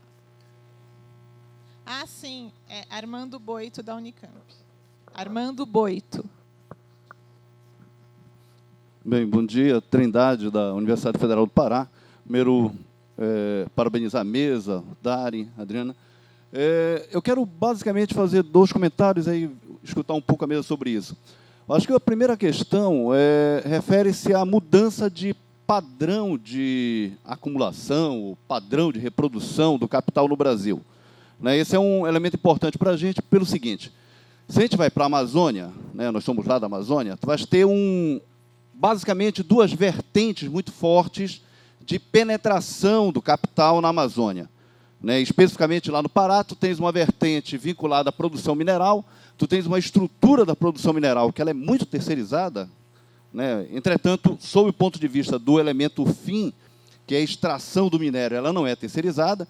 Tu tens um padrão extremamente precarizado desse trabalho terceirizado, enquanto tu tens um núcleo central relativamente forte de trabalhadores ainda vinculados a empresas, especificamente a Vale, a Imeris, outras empresas minerais, a maior parte delas transnacionais. Então, acho que a primeira questão a verificar, bem, um segundo processo é um processo de ocupação da Amazônia pela produção especificamente agrária, né? Tu tens produção de soja e produção de arroz se estendendo por toda a região, né, amazônica muito fortemente. Bem, o que é que isso tem a ver com o Brasil em geral? Né, tu tens uma alteração no padrão de reprodução do capital. Cada vez mais se torna mais frágil o processo de produção, que tu estavas centrado nessa região aqui do sul e sudeste, e tu tens um redirecionamento, principalmente para essa região do centro-oeste da Amazônia. Isso tem um impacto sobre a forma de organização dos trabalhadores. Então, eu queria um pouco do comentário do Dari e da Adriana sobre essas questões. Existe, a meu ver, também uma segunda questão, e aí só para ir para um segundo aspecto, que é especificamente sob o ponto de vista da forma que já foi comentada aqui em termos da organização dos sindicatos, né? Eu acho que já foi notado aqui há pouco que um dos elementos importantes é que tu tens uma crescente quantidade de trabalhadores que não tem como tu organizares no espaço convencional que nós tínhamos. Né? O espaço da fábrica, o espaço da organização sindical convencional não existe mais. Né? Praticamente sumiu. Né? Utilizando aqui os termos do Márcio Póstuma com o nosso agora saudoso Reginaldo Moraes, tu alteras esse padrão de uma forma tão forte no Brasil, nesses últimos 10 anos, 15 anos, que fica concretamente para nós colocado o seguinte: como é que a gente caminha para um processo de reorganização da sociedade brasileira dentro desse campo, que não é mais o campo da formalidade clássica, né? E, por último, o último comentário que eu queria em relação a justamente esse aspecto. O que nós temos no Brasil é alguma coisa que está colocada para o Brasil, sob o ponto de vista estrutural, ou isso é um elemento passageiro? Ou seja, é possível, de algum modo, tu retomares uma determinada condição de reestruturação do trabalho no Brasil, sob o ponto de vista de padrões semelhantes a padrões anteriores, ou isso veio para ficar, e isso acompanha uma dinâmica mundial, e essa dinâmica mundial também veio para ficar, ou existe, por assim dizer, uma alteração possível ainda a ser colocada sob o ponto de vista do capitalismo internacional e brasileiro, especificamente. Muito obrigado.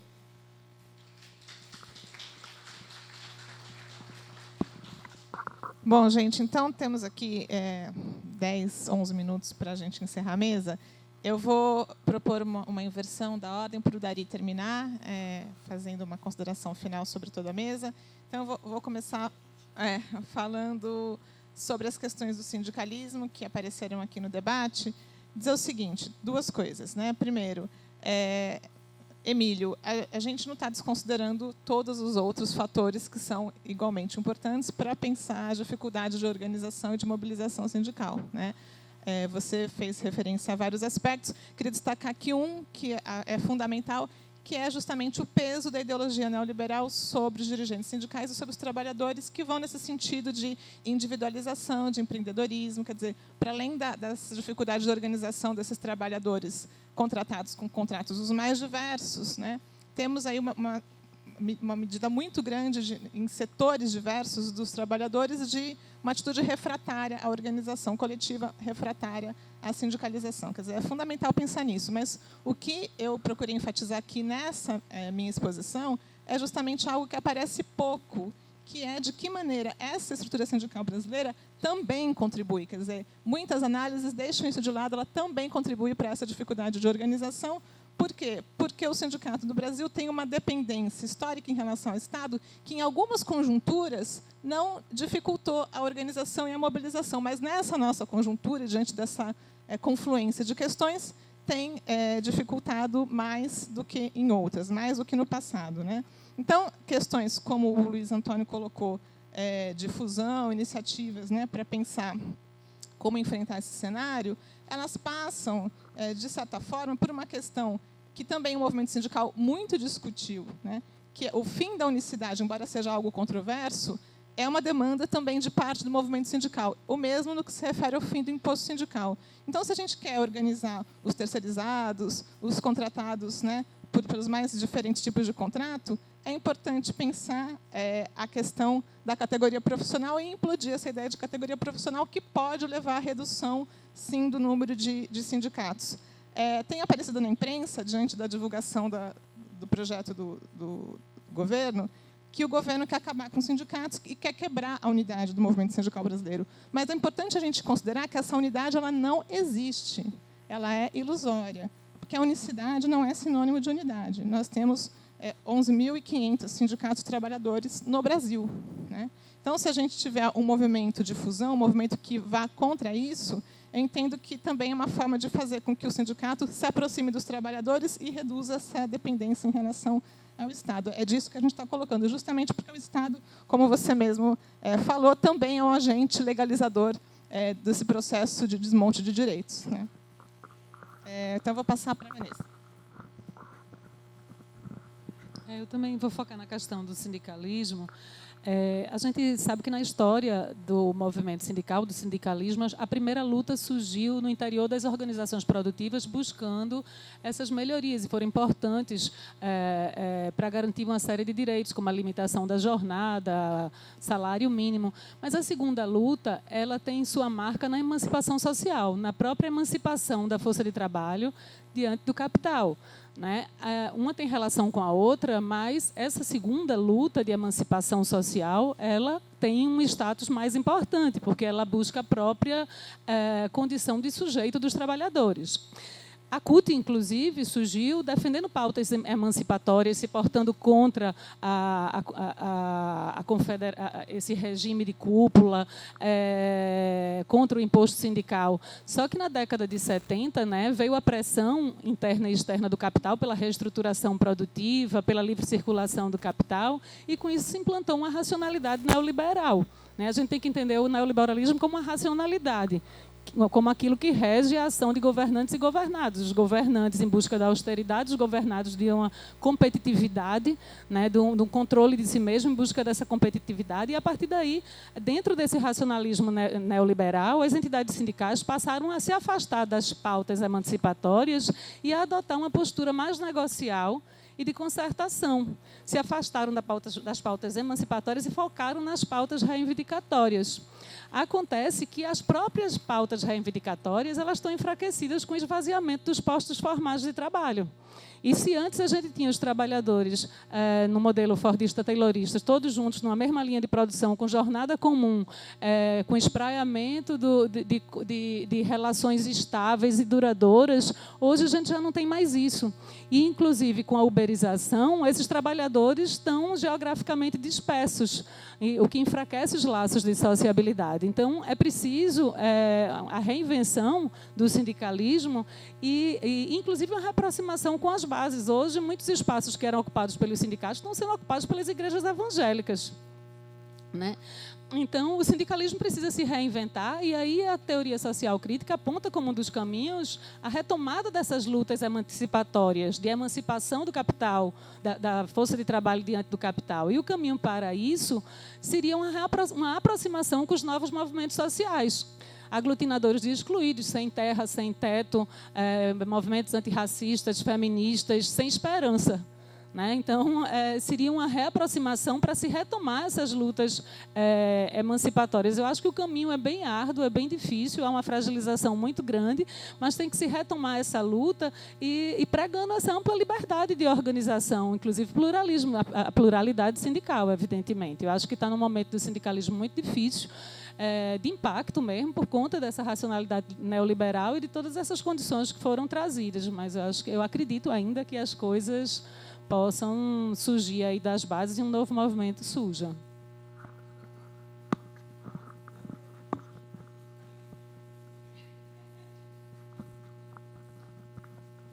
Eu vou me manter também na mesma temática, que eu acho que foi a que, né, sobressaiu nas intervenções.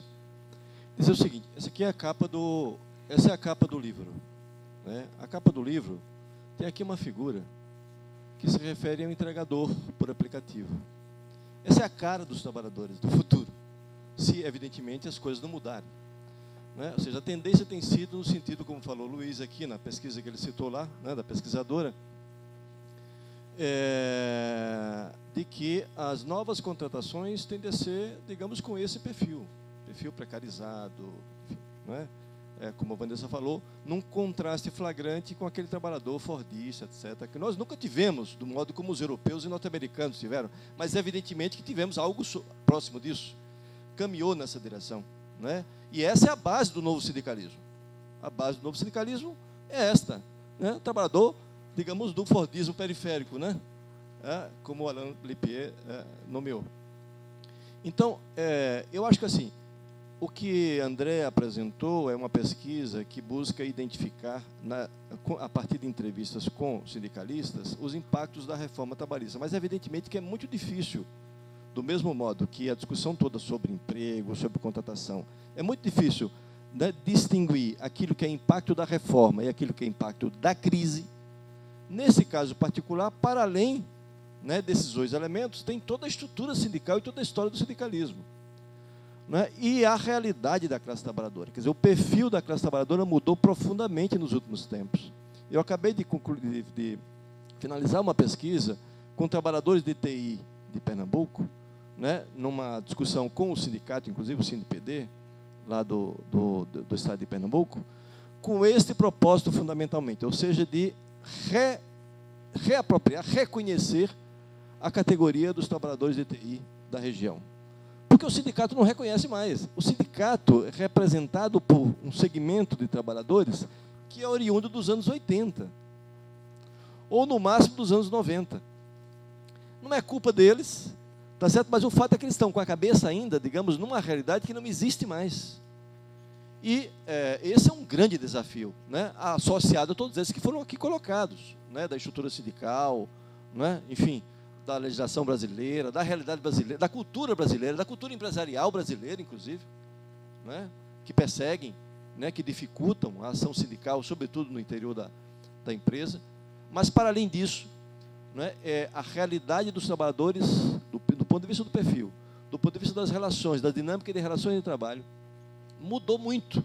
Como é que você filia um sindicato, um trabalhador com as seguintes características? Nós colocamos aqui no livro, num dos nossos capítulos, né, uma pesquisa que foi realizada pela Aliança Bike, né, com trabalhadores, entregadores ciclistas de aplicativos. Eles foram entrevistados 270 trabalhadores, né, ciclistas. São 57% que afirmaram que trabalhavam todos os dias da semana. Como é que você associa uma pessoa, envolve no sindicato alguém que trabalha todos os dias? Desses, 9 horas e 24 minutos de trabalho, em média, por dia. Isso considerando que a jornada está polarizada. Ou seja, 36% trabalha até 8 horas e 64% acima de 44 horas semanais. Então, essa é uma realidade muito difícil, né, de você conseguir, digamos, envolver, né, articular, né, desenvolver uma pauta comum, enfim. Então, esse é um grande desafio que se associa a todos os outros históricos, etc., e aqueles que são mais imediatos, que é a crise, os efeitos da crise, né, e os efeitos, mais particularmente, da reforma trabalhista. Imagino eu que a discussão é muito mais ampla, né, e requer muito debate, né, e muita ação também. Obrigado.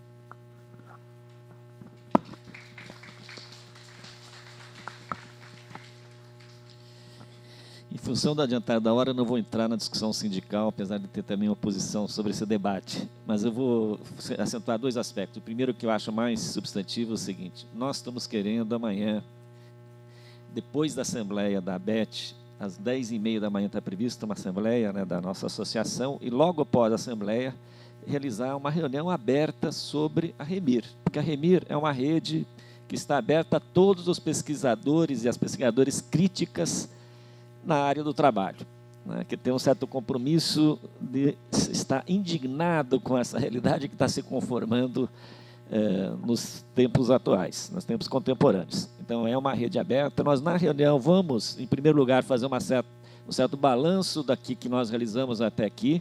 Entre eles está esse livro, mas tem outras questões, né, e discutir também perspectivas de como a gente continuar estruturando a rede e aceitando que as pessoas participem dela.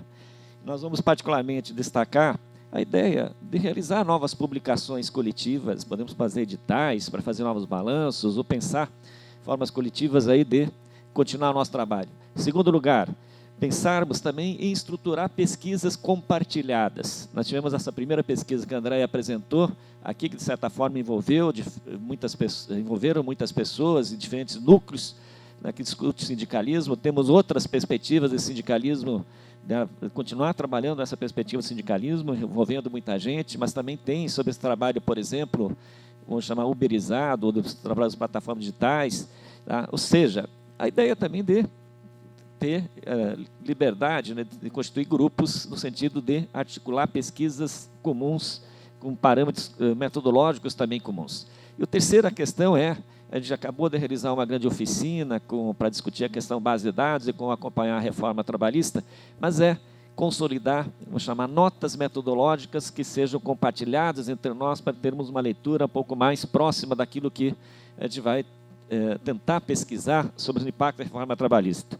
E, por outro aspecto que a gente acha muito importante nós estamos construindo um site, aqui na Bárbara, está na linha de frente disso, a Paula, nós estamos construindo um site que é um pouco a expressão para a nossa mais face pública e de forma de compartilhamento de pesquisas e preocupações. Claro que nós temos certos eixos que nós estamos estruturando para poder compartilhar aspectos que nós consideramos mais relevantes no estudo disso. E, por último, a gente acha também que a intervenção pública é um aspecto muito importante nesse debate que nós estamos enfrentando, porque é uma disputa política que está sendo colocada sob a perspectiva da relação capital-trabalho. Exatamente a partir disso, vou dialogar com a questão colocada pelo Trindade aqui, para fazer isso. Mas, antes de entrar na questão, só queria dizer o seguinte, é um convite, logo depois da reunião da ABET, no mesmo auditório que vai ser a Assembleia da ABET, para a gente continuar conversando, se articulando, estabelecendo estratégias de resistência e um dando a mão para o outro para a gente conseguir sobreviver nesse contexto absolutamente adverso que nós estamos vivendo. Tá? Então, esse é o primeiro recado. Segundo, dialogando com isso, eu também acho que a discussão da reforma trabalhista, quando a gente discute, nós apresentamos uma série de dados, obviamente que nós temos que relativizar, porque nós somos os defensores de que o nível de emprego, da atividade econômica, da competitividade, do investimento, da formalização, primeiro esses aspectos, eles não se explicam pela mudança na forma legal de regular a relação capital-trabalho. Então, sempre nós somos muito críticos dessa perspectiva que defendeu que era isso que determinava, por exemplo, o nível de emprego, ou estimularia ou não o crescimento e o investimento. Nós somos muito críticos dessa perspectiva, porque a gente sabe que são muitos outros fatores que são decisivos para explicar a dinâmica da economia, do emprego e do mercado de trabalho numa sociedade. Tá? Então, portanto, mesmo que a gente faça destaque, que não trouxe os resultados esperados, as promessas não cumpridas, mas sempre nós queremos localizar que isso está dentro do contexto de crise mais geral que a economia brasileira está vivendo desde 2015 e na forma como está se encaminhando, do ponto de vista do capitalismo contemporâneo, os problemas econômicos gerados exatamente por esse processo de acumulação. E aí, entro na essência. Se nós olharmos internacionalmente duas intervenções que ocorreram aqui, é impressionante como a agenda de reformas trabalhistas apresenta similaridades, do ponto de vista do seu conteúdo, dos seus tópicos. Obviamente que os resultados são muito diferenciados no espaço nacional em função de características históricas do padrão de regulação do trabalho, das formas de resistências e outros. Mas, do ponto de vista da agenda, é uma similaridade importante. Não vou citar, pelo menos eu podia sintetizar em 5 grandes pontos dessa agenda, mas, em função do tempo aqui, do horário, eu nem vou fazer isso, só para entrar a questão que eu acho fundamental para dialogar com isso. Porque até mesmo os setores conservadores sabem que a reforma não cria emprego diretamente. No máximo, ela vai fazer o quê? As pessoas não têm alternativas, elas precisam sobreviver e têm que caminhar para viração, né, Lud? Então, tem que caminhar para fazer qualquer alternativa. Por isso, o crescimento da uberização, das plataformas digitais, tem que fazer qualquer coisa para sobreviver dentro dessa lógica. Né? Os meio-irilistas, que é uma discussão que tem na Europa, mas então, até sabe. Mas, no fundo, o que é a lógica da reforma? E não é sem razão que o setor empresarial está entusiasmado ainda. Claro que ele perdeu um pouquinho de entusiasmo, mas a pesquisa ainda da semana da Folha mostra isso, entusiasmado com essa agenda que está aqui. Porque eles querem o reino da liberdade absoluta, de poder definir exatamente aquilo que é mais importante para os negócios, né? E não é não tem nenhuma preocupação de estruturação da vida social. E pensando do ponto de vista do negócio, trabalho é uma mercadoria, que vai ser transacionada no mercado. Então, a lógica da flexibilidade e precarização, ela embute uma visão de organização da vida social baseado na ideia de uma sociedade baseada no mercado, no negócio, né? E ela é justificada ideologicamente, também, como já foi falado aqui, não vou repetir, né? Justificada dentro desse contexto. Então, seja, é um padrão predatório, né, de acumulação capitalista em que os seres humanos estão sendo descartados como seres humanos, porque tudo é pensado na lógica de uma sociedade autorregulada pelo mercado como negócio. E essa disputa que está colocada, por isso que a chamada modernização nada mais é do que a ampliação dessa liberdade de capital, determinar essas condições de uso, de contratação, uso e remuneração do trabalho, foram os aspectos a gente representado.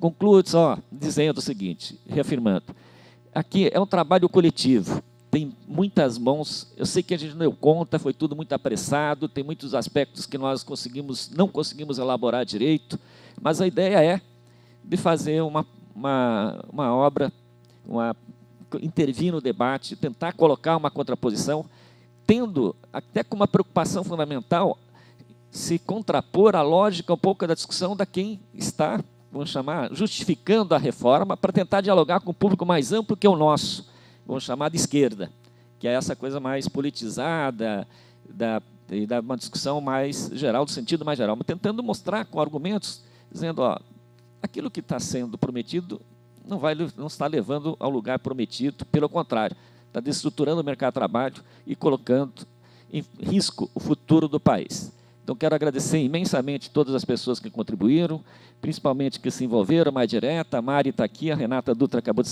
sair, o Vitor também saiu, e mais nós que estamos aqui na mesa, e o Clóvis, que não pôde estar presente hoje aqui por essa contribuição para fazer isso. Estamos à disposição, tentando construir junto resistências e articulações entre a gente. Obrigado.